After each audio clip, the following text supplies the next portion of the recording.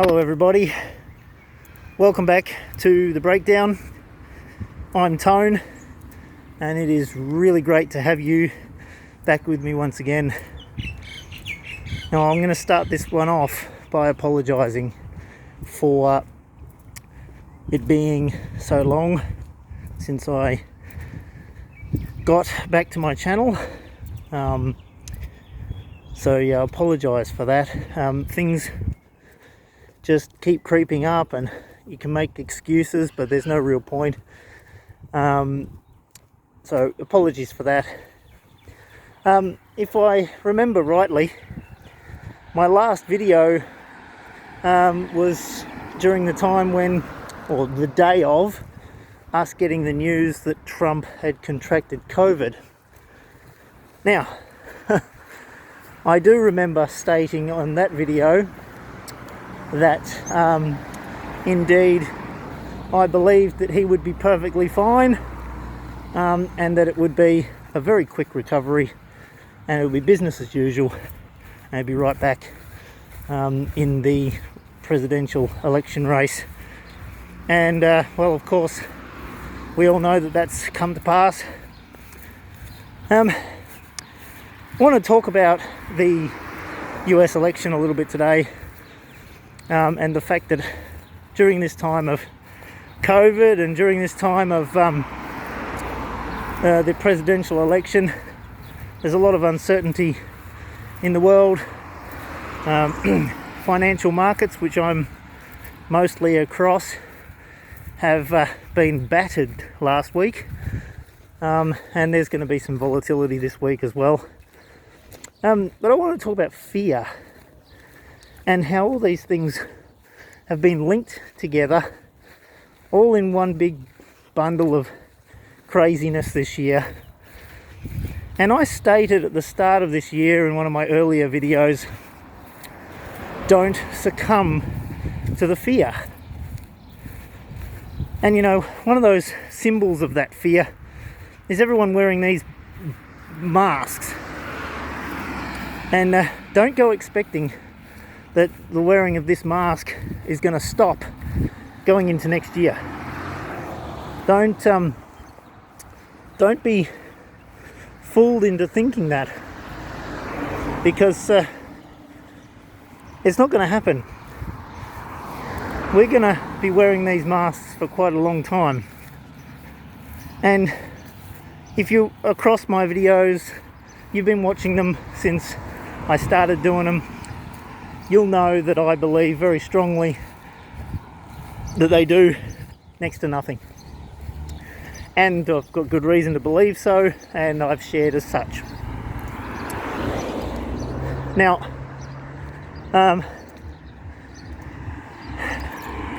the fact that people openly wear them and even advocate for them proves that the fear is still right there.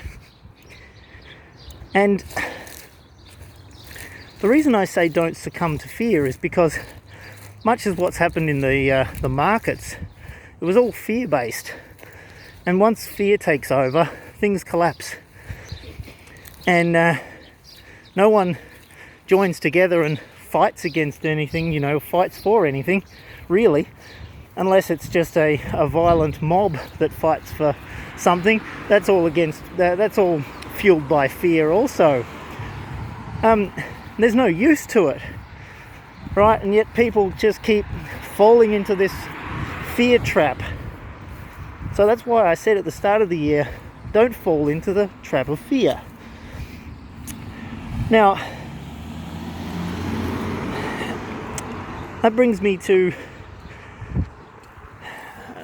there's some friends of mine and other people I'm sure are being affected in much the same way, but depression and anxiety, we haven't really heard that much about that, at least to the levels of the increases that it's been in. They've mentioned it on the news or on some programs a little bit, but very disproportionate to the amount that it's actually increased, right? And that's very important. There are a lot of people hurting and succumbing to this fear. And that's not on them so much as it's on those that are perpetuating that fear. Now, I'm currently in Melbourne, surrounded by the ring of steel. I can't get out of here, right? And when I can, well, I don't really know exactly when. They keep talking about sometime in November. But it's all for the good of the people, they keep telling us. But all evidence suggests that it's bunkum. And yet the mass media and the mass people just keep talking about it, talking it up, and believing it. It's a load of rubbish, guys. It really is. But here's where it gets interesting. We've had the carrot dangled in front of us for so long, and now we're being allowed out. Look what's happening over in Europe. And what will soon definitely be on the way in terms of America. And it'll get here next year. By next winter, when we go back to our winter time, if I was a betting man, I'd bet we'll be in another lockdown next year. But not maybe from this case, but from a different thing. And why do I say that? I say that because the world works in that way. The world is evil, inherently evil, and it works in that way. The way everything's been handled in this case, when we, even the data that they tell us, it's not as serious as what they keep telling us. But we've got to go into a lockdown, shut down the whole world's economy. Share markets haven't shown that effect too much. They did early on, but then because the governments and all the stimulus coming out, it's all right, we'll get through this. Based on what? Extra debt? Markets are not acting as they ought to, and the reason they're not acting as they ought to is because nothing is certain. Now, I understand nothing is certain anyway, but any level of certainty that used to be there is now no longer there. And everything is just erratic. Now, I look at the markets and the political unrest and the social unrest all as a big barometer, I guess you could say. The way they operate in tandem with each other, in conjunction with each other, and independently. It's a really good example, a really good way of being able to judge what's coming next. Now, I'm making my moves financially and everything with the idea that we're going to have a hard 2021. We haven't seen anything yet. 2020 has been crazy. 2021, well, we'll wait and see. But if you haven't made some preparations for what that could look like, you probably want to get onto that.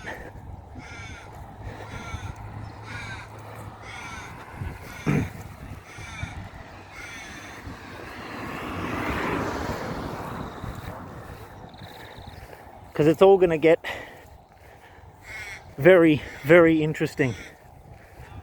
2020 has flown by in a flash for me, mostly because I've just been consuming data and consuming information, consuming news, and at least what they want to tell us. I'm doing my best to be prepared, and the more that I do that, the more I see everything is just a complete mess. So I'm considering putting out my own line of masks, actually. Whether I put the tones that break down on them or I don't know, but I'm going to put money where my mouth is and make some masks and just see whether I'm right, whether we have to be wearing these masks into next year. If not, well, it's all good for a laugh. If so, well, I won't be laughing. I won't be laughing at that. I don't want to be right about it. But sometimes when we don't want to be right, that's when we are. Don't fall into the trap of this fear. Don't allow anxiety and depression to take you over. Keep contact with people the best that you can. If you feel yourself slipping, get in contact with people. They can't help you if they don't know that you're struggling, all right? And by all means, mostly just don't fall into the trap of following in this fear that they keep perpetuating about this thing. Right now, I know we're coming out of the other side of it, apparently, and it won't be long, we'll be allowed out of lockdown. But as I said, look at what's happening over in Europe. Look what's happening in England. Look what's happening in America. And certainly watch what happens in America leading into the end of this year and the start of next year. Keep your eyes on it all. Don't think for a second that we're on the other side of this yet. All right? But don't be fearful, just be prepared. That's the main thing. That's the main message I'm trying to share. Now, as I said Trump would get better. I was definitely fully confident that he would. As you'd be able to see from my last video before this one, I was dead set confident that he was going to be fine. And he was. Just like, 99.7% of the population of anyone that's even contracted it. Not the population, but of people that have actually contracted it. 99.7% recover. Now go and compare that to a lot of other things that we've already got immunizations for and anything like that. Do your own research. Be awake to this stuff, okay? Be prepared. Be financially prepared. Actually, while I'm talking about financial preparedness, I want to talk about something that's very, very serious. Okay, not that this other stuff wasn't serious. This one point is very, very serious. Okay, we rely on, our financial independence. We rely on money. If anyone was around during the financial crisis, you were already managing your money there, you were working, you're doing all those things. If you remember what happened in 2008, you will remember the banks restricted how much money you could take out, or indeed that you could spend on any given day. Right? There was a daily limit, a weekly limit, all that sort of stuff. Okay? Understand something. That is quite likely to return, especially if what I think happens next year comes to fruition. After all the spending that's already been done by governments around the world just to deal with what we've had this time. Next time, and I believe there's going to be a next time, and maybe a next time after that. And it'll be more and more serious. There'll be more restrictions on you to do certain things in order to be able to continue to try and operate as normal as possible. That's all coming, okay? But cash restriction, the restriction on the amount of money that you can withdraw at any given time, that's coming. I'm convinced of that. So just be mindful of that, and understand something else. In the last couple of years, at some point, and I can't remember the exact date, but you can go and look it up for yourself. I'm just sharing it so you can find out, because it's all available. The Australian government, and it's well known the New Zealand government has done this, and I think I shared this on another video a month or two ago. Bail-in laws have now been instituted here. Now, that's what happened Those things were already in place, or well, maybe they were brought in place to get them out of trouble during the great big financial crisis in Greece. Now you'll remember that was a few years ago, and probably a byproduct of the wider world crisis that was brought on by the American financial system collapse. Well, not collapse, but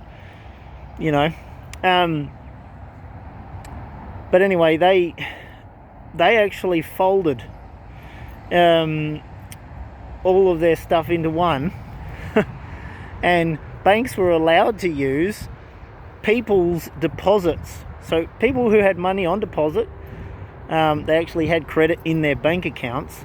That money, some of it, was used to bail the banks out. When you sign a document to say that you're going to have money in that bank, you get paid interest on your money. The reason is because they can use it to also make money, right?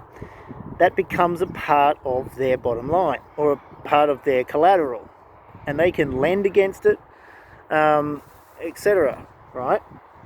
Mind you, just remember, they're not lending out your money. They're lending out brand new money based on the collateral that they have, which some of it's yours. Now, bail-in laws mean that they can use that capital in an emergency. If they deem it necessary, the law allows them to use your money to pay their debt. All right? So just be mindful of that. Have cash with you. Cash in the bank, it's never been more risky, okay? Cash in the bank has never been more risky. Hard assets, gold, silver, property, limited debt, those things are the safest havens right now, okay? Cash in the bank is not. Just bear that in mind, okay? I don't want to hear people, screaming blue murder when they can't access their money, when they've had it already occur to them to a lesser degree in 2008. I know that's 12 years ago, but we've got to have a very, very, very open mind and be able to zoom out from what's going on, to be able to see the patterns that go along and what effects they have on everybody. So, I want people to be protecting themselves, okay? That's all. It's what I'm doing. I'm doing the best that I can to prepare myself for what could very well be coming. Now you're gonna need cash to be able to operate things for now.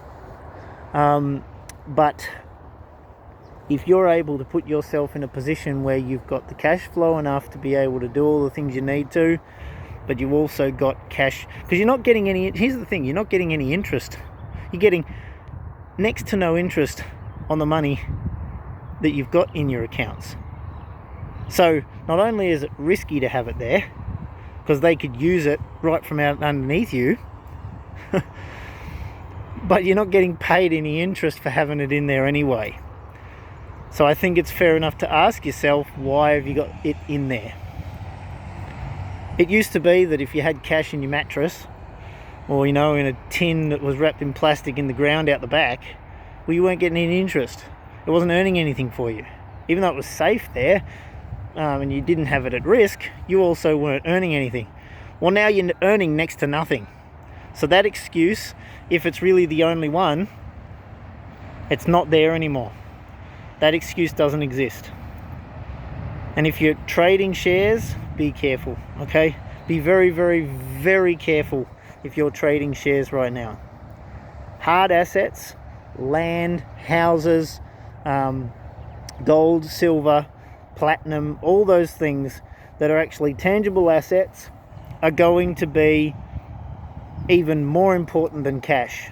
But cash in your pocket is safer than cash in the bank right now. That's my take on it. I'm sharing it with you. I'm not sharing it with you so that you're fearful of it. But if something comes along next year like I think it can, and you don't have yourself prepared for it, boy, it's going to be a tricky scenario. Anyway, that's really all I wanted to share with you all. Sorry that it's been quite a long time since my last video. I hope that you found this one informative. I hope it's helped you to, I guess, think outside the box, to refocus yourself. Things are looking good, at least in the media and everything. They keep saying we're coming out the other side of it and everything, but really that sometimes that really rings alarm bells for me when they start to say, oh, it's all okay, but we can see what's going on in other countries, and we know that, well, if it's still over there, it's still here. They keep talking about needing to be tested all the time and to continue to wear one of these. So what does that look like for our next winter? I think that all makes sense. I think you all get what I mean, and I really hope that you take some value out of that. Thank you for joining me once again on the breakdown. I really do appreciate your support. If you would like to share this video, that'd be great. Like, subscribe to my channel, share it with other people so you know they can come and subscribe also. I'd really appreciate that. If you've got any comments that you'd like to make, and indeed if you've got any questions that you'd like me to touch on or answer if I'm able, then please also share those in the comments section. I really do appreciate it. I really hope that you're preparing yourself the best that you can. I don't mean go and, go silly buying up a whole heap of stuff and stocking your pantries, and not necessarily that, not at this stage, but financially, where the things really matter, sometimes that takes some time to organize and get prepared with. I know it's taking me a little while, so yeah, just see how it all goes. Hopefully the borders start to open up. Anyway, I've talked long enough. God bless you. Thanks for joining me. I'll see you in the next videos. Bye for now.